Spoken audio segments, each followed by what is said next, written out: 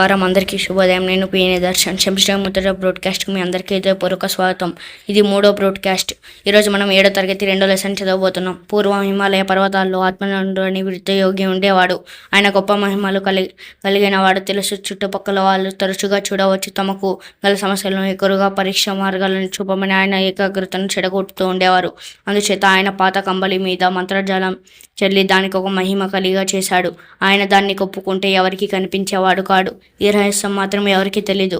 ఒకరోజు ఆత్మనుడు తన కంబలి భుజాన వేసుకుని ఒక శిల మీదగా వెళ్తుండగా దాన్ని దాటుతూ కాళ్ళు జారి శిలలో అవతల ఉన్న లోయలోకి దొర్లిపడ్డాడు. స్పృహ కూలిపోయాడు. తన కంబలి శిలకు యువతల పక్క పడిపోయి మరికొంతసేపు ఆ కనుమ దారి వెళ్తున్న పాత దుస్తులు అమ్ముకునే ఒక చిల్లర వ్యాపారి దాన్ని తీసుకున్నాడు.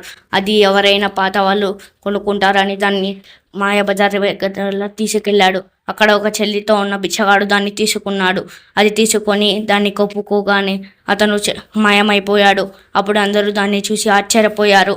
అతను రాజు దగ్గరికి వెళ్ళి, మహాప్రభ, ఈ కంబలి వల్ల నాకు ప్రాణహాని తప్ప శాంతి కానీ సుఖం కానీ లేదు. దీనిని మీ వద్ద ఉంచండి అని బిచ్చగాడు రాజుకు ఇచ్చాడు. రాజు దీన్ని స్వయంగా పరీక్షించి దాని మహిమని తెలుసుకొని బిచ్చగాడి జీవితంతో సుఖంగా గడిచే ఏర్పాట్లు దాన్ని స్వయంగా పరీక్షించి చేశాడు.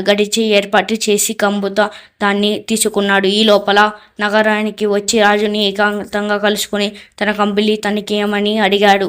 రాజు అందుకు అభిప్రాయం చెబుతూ, రాజశ్రేయస్సు దృష్ట్యా ఇది నా దగ్గర ఉంటే మంచిది అన్నాడు. ఈ కంబలి దుష్టుల చేతికి పోతే రాజుకు ఎంతో ప్రమాదము ఆత్మనందుడికి తెలుసు. కాబట్టి ఆయన శోభావేత్త నగరానికి వెళ్ళి రాజుని అడిగి దాన్ని ప్రజల్లో ఉంటే చాలు అని నవ్వుతూ దాన్ని తీసుకున్నాడు.